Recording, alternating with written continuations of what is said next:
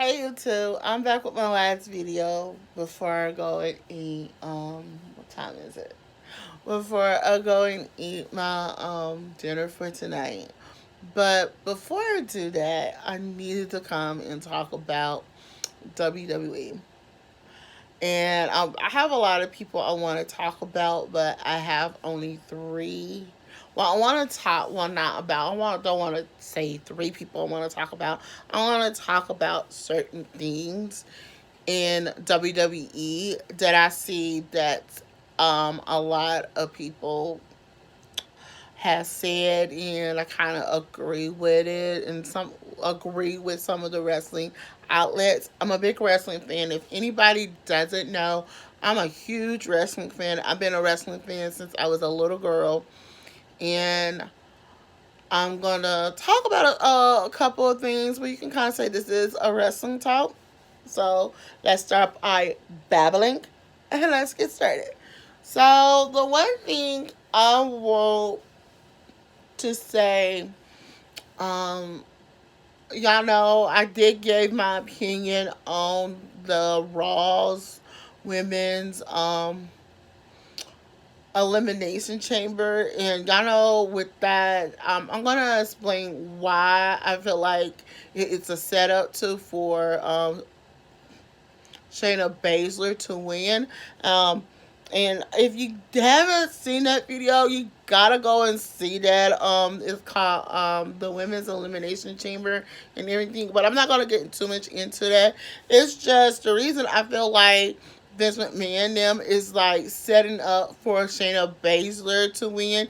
I don't feel like he has faith in all the other girls that they could win and win a title belt opportunity against, and I'm gonna say against Becky Lynch. Becky Lynch has done assumedly well since last year, middle of last year up to this year, has done well since last WrestleMania to now. And to me, I can see the WWE universe is kind of getting a little tired of her right now. But I will say this, and I'm going to say it. I feel like Becky, she don't get on my nerves. But y'all are not giving all the other women opportunities. Like Liv Morgan, I feel like a little bit more work. She deserves an opportunity. Asuka just had an opportunity, so we don't need to see her with giving her opportunity. Why that could not have gone to Kyrie Sane? And I'll get on her in a minute. A minute. Very good news about for her. Um, let's see. Let's go. Like Ruby Riott, she's coming back, and y'all are handing her this opportunity. Somebody better would have been better to been part of that.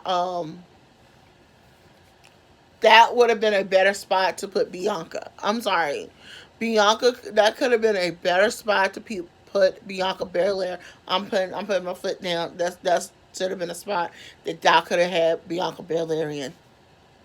I'm just saying.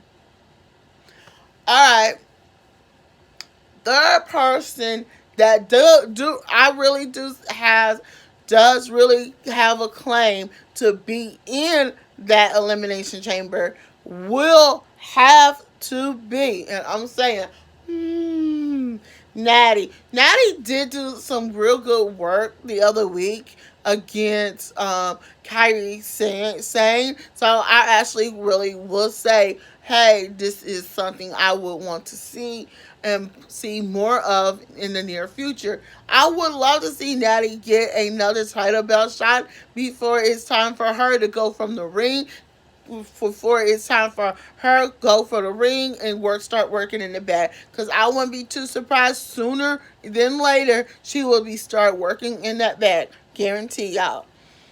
Now the fourth person that I really say really deserves to be in this elimination chamber for Raw would have to be Sarah Logan. And if you remember several months back I say back in January, we saw none other then none other Sarah Logan made her appearance known, make not made, make her appearance known on the on Raw, and she was like, had a real good brawl and match with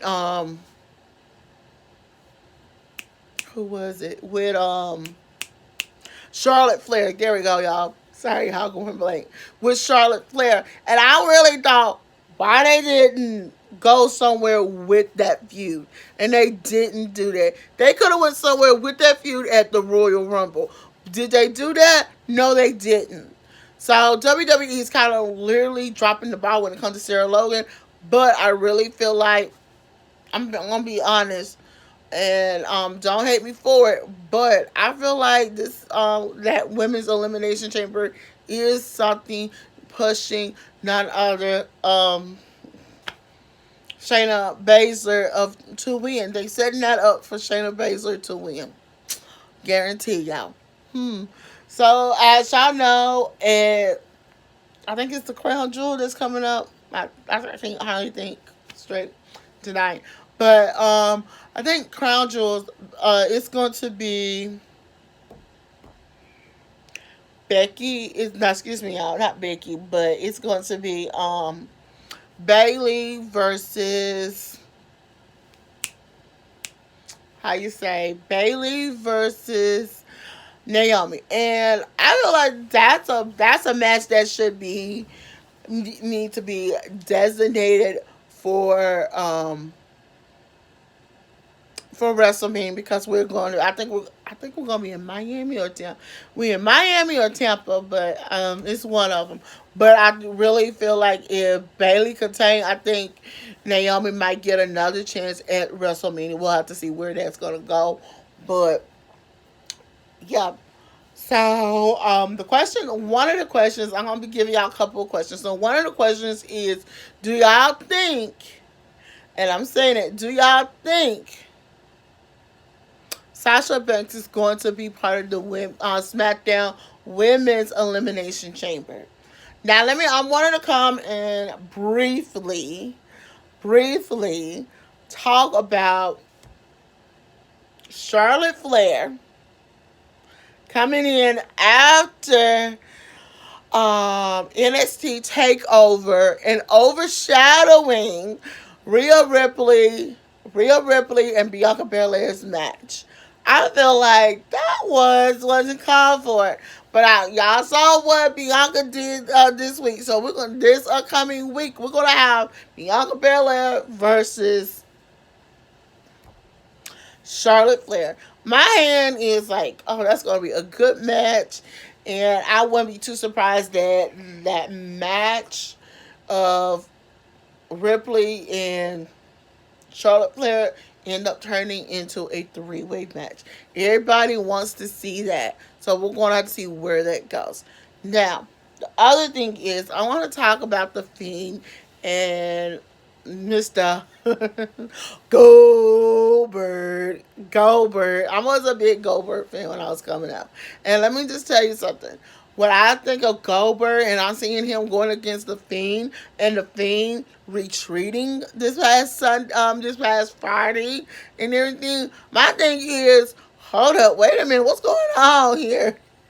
And then when I saw the Funhouse guys, and he's introducing the characters to him, he was like, and but when you see, y'all remember the rabbit, he's been killed so many times and stuff. It's hilarious. He's been hurt so many times. Let's just put it that way. And Bill's like going, okay, what you gonna do to this rabbit? And the rabbit ended up going, hey, Goldberg, I'm a big, before he can say, I'm a big fan. Boom. He like, I mean, I wouldn't be too surprised that none other than Fiend loses. Do I think he's going to lose to Bill Goldberg? I have a funny feeling he might end up losing. Now, the other thing is Brock Lesnar losing to Ricochet. If that happens, if that really happens to me, I am going to flip my mind. Let me just say, I'm going to flip my mind if that happens. And the question of the day, do y'all think Ricochet has the ability to beat Brock Lesnar? Do he have the ability to beat Brock Lesnar? Now, I do want to talk about Matt Hardy because I really do not want Matt Hardy to go to AEW. AEW is just not my cup of tea for several different reasons. But I will do that in a different video later in the week. But my thing is like this. I feel like Matt Hardy has more to offer to the WWE. And when I say it, more to offer to the WWE than going to AEW. And I feel like I feel like him and his brother, I know his brother has time on his contract, so we don't know when he's gonna get out of his contract. But I really think if WWE goes back into letting him do the deletion thing with his brother and bringing let his wife be part of it, I think it was give them the get go when they got ready to start doing the delete on WWE and stuff. I feel like WWE should have allowed his wife being on that stage with a baby grand piano playing that baby grand piano. Y'all might not agree with me there, but yeah, they did that on Impact. But I digress with that. Now, let me just say this. I gotta talk about Sarah Logan. Like I told you, I was gonna come back to her. Sarah Logan has impressed me. Those 2 times that she has brawled with Charlotte Flair and wrestled Charlotte Flair. I'm going to this. I'm saying this, and I'm going to say it again.